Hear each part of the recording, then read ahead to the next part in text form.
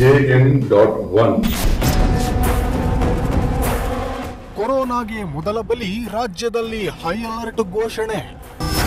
ಜನರ ಬದುಕಿಗೆ ಕೊಳ್ಳಿ ಇಟ್ಟಿದ್ದ ಹೆಮ್ಮಾರಿ ಕೊರೋನಾ ರೂಪ ಬದಲಿಸಿ JN.1 ಅವತಾರದಲ್ಲಿ ಮತ್ತೆ ಅಟ್ಟಹಾಸ ಮೆರೆಯುತ್ತಿದೆ.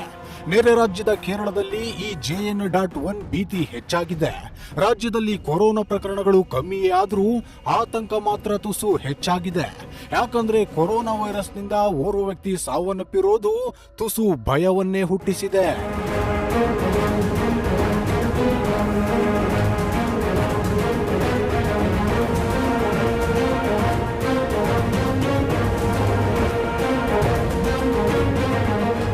ಹೌದು, ಬೆಂಗಳೂರಿನ ಚಾಮರಾಜಪೇಟೆಯ ಖಾಸಗಿ ಆಸ್ಪತ್ರೆಯಲ್ಲಿ ಚಿಕಿತ್ಸೆ ಪಡೆಯುತ್ತಿದ್ದ 64 ವರ್ಷದ ವ್ಯಕ್ತಿ ಕೊರೋನಾದಿಂದ ಸಾವನ್ನಪ್ಪಿದ್ದಾರೆ.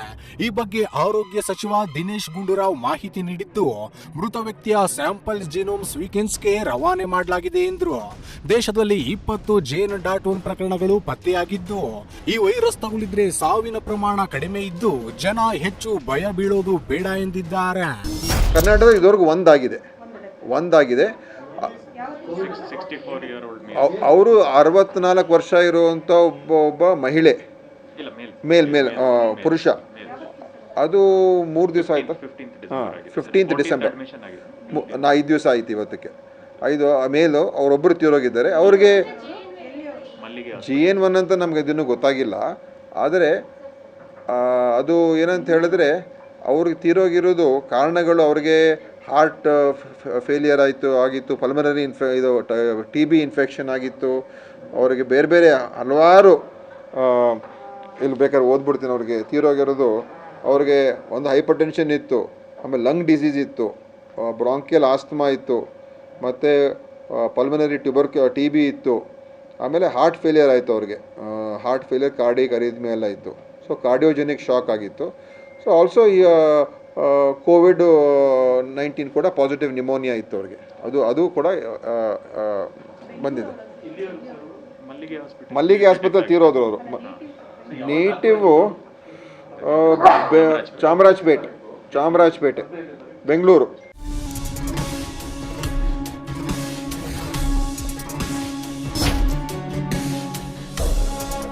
ಇನ್ನು ರಾಜ್ಯದಲ್ಲಿ ಒಟ್ಟು 79 ಸಕ್ರಿಯ ಕೋವಿಡ್ ಪ್ರಕರಣಗಳು ದಾಖಲಾಗಿವೆ. ಕಳೆದ 24 ಗಂಟೆಯಲ್ಲಿ 44 ಪಾಸಿಟಿವ್ ಕೇಸ್ಗಳು ವರದಿಯಾಗಿದ್ದು, 6.9% ಪಾಸಿಟಿವ್ ರೇಟ್ ಹೆಚ್ಚಳವಾಗಿದೆ. ನಿನ್ನೆ 487 RT-PCR ಹಾಗೂ 235 ರ್ಯಾಪಿಡ್ ಟೆಸ್ಟ್ಗಳನ್ನು ಮಾಡಲಾಗಿದೆ. 79 ಸಕ್ರಿಯ ಪ್ರಕರಣಗಳಲ್ಲಿ 62 ಸೋಂಕಿತರಿಗೆ ಹೋಮ್ ಐಸೋಲೇಷನ್ ನಲ್ಲಿ ಇರಲು ಸೂಚನೆ ನೀಡಲಾಗಿದೆ. 17 ಸೋಂಕಿತರು ಆಸ್ಪತ್ರೆಯಲ್ಲಿ ಚಿಕಿತ್ಸೆ ಪಡೆಯಲಾಗ್ತಾ ಇದ್ದು, 6 ಸೋಂಕಿತರಿಗೆ ICUನಲ್ಲಿ ಚಿಕಿತ್ಸೆ ಕೊಡಲಾಗ್ತಿದೆ.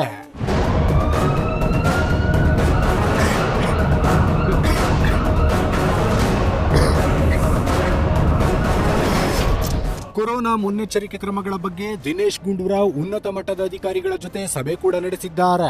ಸಭೆ ಬಳಿಕ ಮಾತನಾಡಿದ ಆರೋಗ್ಯ ಸಚಿವರು, ಪ್ರತಿದಿನ ರಾಜ್ಯದಲ್ಲಿ ಸುಮಾರು 1,000 ಜನರಿಗೆ ಟೆಸ್ಟಿಂಗ್ ಮಾಡೋದಕ್ಕೆ ಸೂಚನೆ ನೀಡಿರೋದಾಗಿ ಮತ್ತು ಪ್ರತಿದಿನ 5,000 ಕೋವಿಡ್ ಟೆಸ್ಟ್ ಮಾಡಲು ಕ್ರಮ ಕೈಗೊಂಡಿರುವುದಾಗಿ ಹೇಳಿದ್ರು.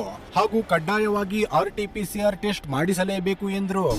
ನಮ್ಮಲ್ಲಿ ಈಗ ಟೆಸ್ಟಿಂಗ್ ಅನ್ನು ಕರ್ನಾಟಕ ಕಳೆದ 24 ಗಂಟೆಯಲ್ಲಿ ಇಡೀ ದೇಶದಲ್ಲೇ ಅತಿ ಹೆಚ್ಚು ಟೆಸ್ಟಿಂಗ್ಗಳನ್ನು ಟೆಸ್ಟ್ ಮಾಡ್ತಾ ಇರ್ತಕ್ಕಂಥ ರಾಜ್ಯ ಆಗಿದೆ. ನಮ್ಮಲ್ಲಿ ಸುಮಾರು 1,000ಕ್ಕಿಂತ ಹೆಚ್ಚು ಕಳೆದ 24 ಗಂಟೆಲಾಗಿದೆ.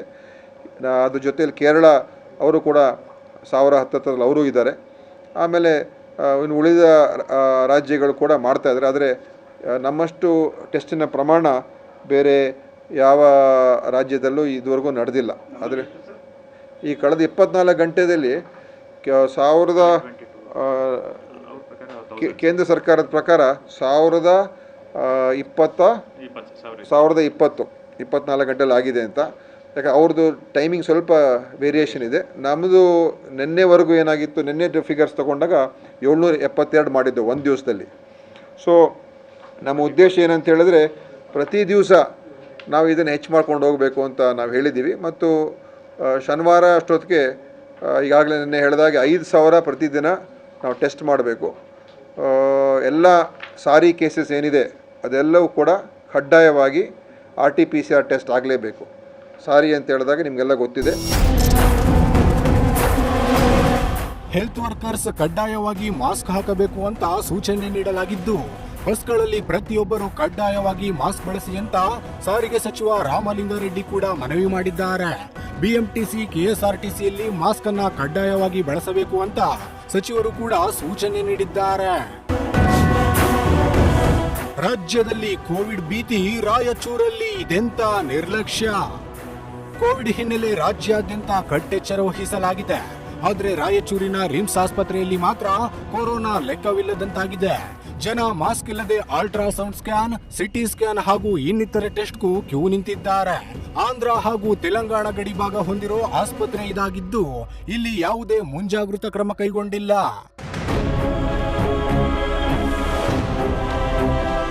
ರಾಜ್ಯದಲ್ಲಿ ಕೊರೋನಾ ಆತಂಕ ಇದ್ರೂ ಆಸ್ಪತ್ರೆಗಳಲ್ಲಿ ನಿರ್ಲಕ್ಷ್ಯ ತೋರಿದ್ದಕ್ಕೆ ಸಾರ್ವಜನಿಕರು ಕಿಡಿಕಾರಿದ್ದಾರೆ.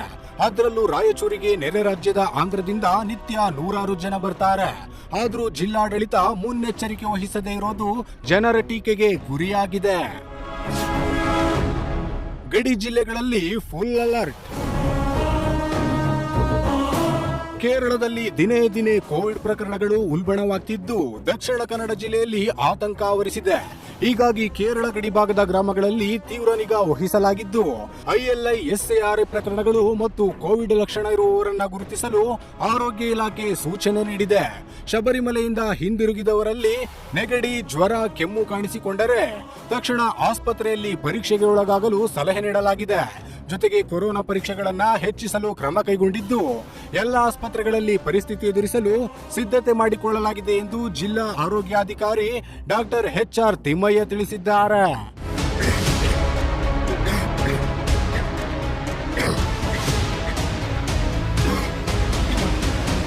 ಇನ್ನು ಮೈಸೂರಿನ HD ಕೋಟೆ ತಾಲೂಕಿನ ಬಾವಲಿ ಚೆಕ್ ಪೋಸ್ಟ್ ನಲ್ಲಿ ವಾಹನಗಳ ತಪಾಸಣೆ ಮಾಡಲಾಗ್ತಾ ಇದೆ. ತಾಲೂಕು THO ರವಿಕುಮಾರ್ ನೇತೃತ್ವದಲ್ಲಿ ತಪಾಸಣೆ ನಡೆಸಲಾಗ್ತಾ ಇದೆ. ಈ ವೇಳೆ ಅಧಿಕಾರಿಗಳು ಕರಪತ್ರ ಹಂಚುವ ಮೂಲಕ ಅರಿವು ಮೂಡಿಸಿದ್ದಾರೆ. ಇನ್ನು ಆಶಾ ಕಾರ್ಯಕರ್ತೆಯರು ನರ್ಸ್ಗಳ ಜೊತೆ ಚರ್ಚೆ ಮಾಡಿ HD ಕೋಟೆ ಗಡಿಭಾಗದ ಹಲವು ಹಳ್ಳಿಗಳಲ್ಲಿ ತಪಾಸಣೆ ಮಾಡಿ ಗಡಿಭಾಗದ ಊರುಗಳಲ್ಲಿ ಮಾಹಿತಿ ಪಡೆದಿದ್ದಾರೆ. ಹೊಸ ವರ್ಷಕ್ಕೆ ಹೊಸ ರೂಲ್ಸ್ ಜಾರಿಯಾಗುತ್ತಾ? ಇನ್ನು ಕೋವಿಡ್ ಆತಂಕ ಒಂದೆಡೆ ಆದ್ರೆ ಹೊಸ ವರ್ಷ ಕೂಡ ಸನಿಹದಲ್ಲಿದೆ. ಹೀಗಾಗಿ ಬೆಂಗಳೂರಿಗೆ ಸಾವಿರಾರು ಜನ ಬರುವ ನಿರೀಕ್ಷೆ ಇದೆ. ಹೀಗಾಗಿ ಹೊಸ ವರ್ಷದ ಸಂಭ್ರಮಾಚರಣೆಗೆ ರೂಲ್ಸ್ ಜಾರಿಯಾಗುವ ಸಾಧ್ಯತೆ ಇದೆ. ಹೊಸ ವರ್ಷದ ಸಂಭ್ರಮಾಚರಣೆ ರೂಲ್ಸ್ ಭವಿಷ್ಯ ಮುಂದಿನ ವಾರ ನಿರ್ಧಾರ ಆಗಲಿದ್ದು, ಒಂದು ವಾರದ ಕೇಸ್ ಅಂಕಿಅಂಶದ ಆಧಾರದ ಮೇಲೆ ರೂಲ್ಸ್ ಜಾರಿಗೆ ಬರಲಿದೆ. ಆರೋಗ್ಯ ಇಲಾಖೆ ಪ್ರತಿ ಜಿಲ್ಲೆಗೂ ಪ್ರತ್ಯೇಕ ಟೆಸ್ಟಿಂಗ್ ಟಾಸ್ಕ್ ನೀಡಲಿದ್ದು, ಗಡಿಭಾಗದ ಜಿಲ್ಲೆಗೆ ಪ್ರತ್ಯೇಕ ಟಾರ್ಗೆಟ್, ಬೆಂಗಳೂರಿಗೆ ಬೇರೆ ಪ್ರತ್ಯೇಕ ಟಾರ್ಗೆಟ್ ನಿಗದಿ ಮಾಡಲಿದೆ. ಸದ್ಯ ಒಂದು ವಾರದ ಡೇಟಾ ಆಧರಿಸಿ ಆರೋಗ್ಯ ಇಲಾಖೆ ಮತ್ತೆ ಸಭೆ ನಡೆಸಿ ಕ್ರಮ ಕೈಗೊಳ್ಳಲಿದೆ. ಒಟ್ನಲ್ಲಿ ರೂಪ ಬದಲಿಸಿ ಬಂದಿರುವ ಹೆಮ್ಮಾರಿ ಕೊರೋನಾದಿಂದ ಆತಂಕವಿದ್ರೂ ಭಯಪಡುವ ಅಗತ್ಯವಿಲ್ಲ. ಪತ್ತೆಯಾಗಿರುವ ಹೊಸ ತಳಿಯಿಂದ ಸಾವಿನ ಪ್ರಮಾಣವು ಕಡಿಮೆ ಇದೆ. ಹಾಗಂತ ನಿರ್ಲಕ್ಷ್ಯ ತೋರೋದು ಒಳ್ಳೆಯದಲ್ಲ. ಹೀಗಾಗಿ ಮಾಸ್ಕ್ ಧರಿಸಿ ನಿಮ್ಮ ಆರೋಗ್ಯದ ಬಗ್ಗೆ ಕಾಳಜಿ ವಹಿಸೋದು ತುಂಬಾ ಉತ್ತಮ.